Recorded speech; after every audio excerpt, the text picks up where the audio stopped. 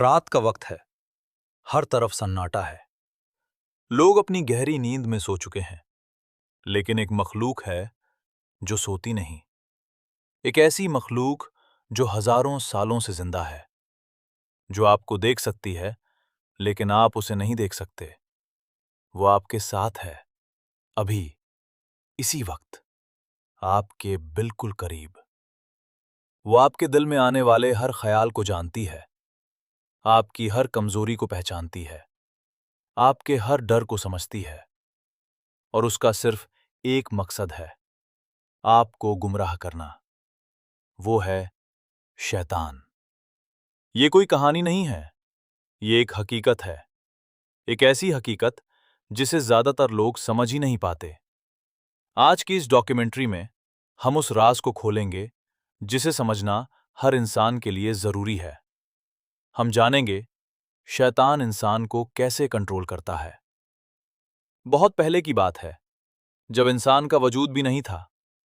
اس وقت صرف فرشتے تھے اور جن تھے۔ ان جنوں میں ایک جن تھا جس کا نام تھا ابلیس۔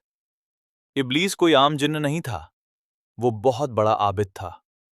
وہ اتنی عبادت کرتا تھا کہ اسے فرشتوں کے ساتھ رہنے کا شرف ملا۔ وہ اللہ کی عبادت کرتا تھا، دن اور رات، بنا رکے، بنا تھکے، لیکن اس کے دل میں ایک چیز چھپی ہوئی تھی، تکبر، گھمنڈ، اور یہی گھمنڈ اس کی تباہی کی وجہ بنا۔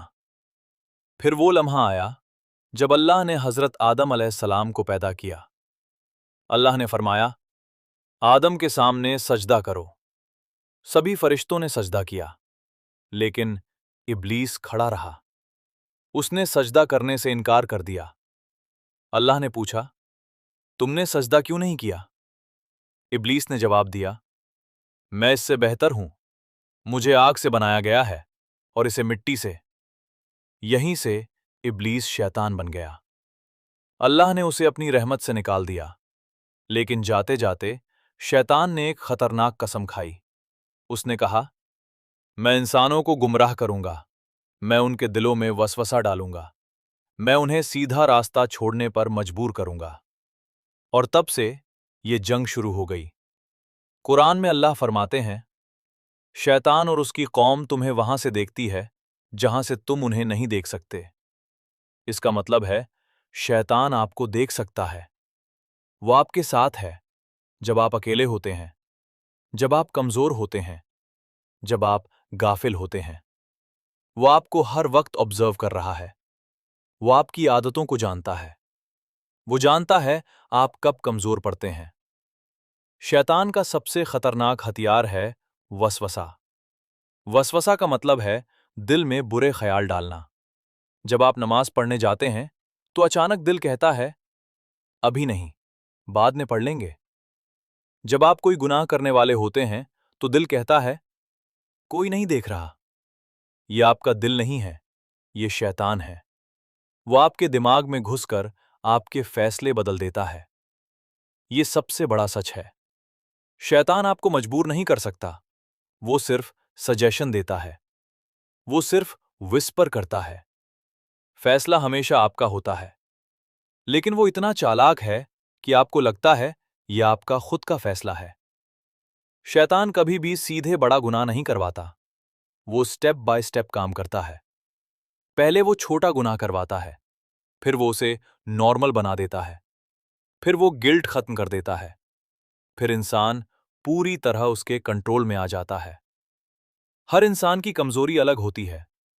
کسی کی کمزوری غصہ ہے، کسی کی شہوت ہے، کسی کی لالچ ہے، کسی کی ڈر ہے۔ شیطان آپ کی سب سے بڑی کمزوری کو یوز کرتا ہے۔ دل ایک قلعے کی طرح ہے۔ اگر اس قلعے میں اللہ کا ذکر ہے تو شیطان اندر نہیں آ سکتا، لیکن جب دل خالی ہو جاتا ہے تو شیطان آسانی سے داخل ہو جاتا ہے۔ شیطان گناہ کو بدصورت نہیں دکھاتا، وہ اسے اٹریکٹیو بناتا ہے۔ وہ کہتا ہے، یہ نارمل ہے، سب کر رہے ہیں، اور انسان دھیرے دھیرے گمراہ ہو جاتا ہے۔ شیطان کہتا ہے، توبہ بعد میں کر لینا، لیکن موت کبھی بھی آ سکتی ہے۔ اور یہی شیطان کا سب سے بڑا دھوکہ ہے۔ जब इंसान गुनाह करता है तो शैतान कहता है, अब अल्लाह तुम्हें माफ नहीं करेगा, और इंसान अल्लाह की रहमत से मायूस हो जाता है। लेकिन ये झूठ है, अल्लाह हमेशा माफ करते हैं। शैतान का फाइनल गोल है आपको जहन्नम तक ले जाना। वो चाहता है आप अल्लाह को भूल जाए, आप नमाज छोड़ दें, आप तौबा छोड़ दें।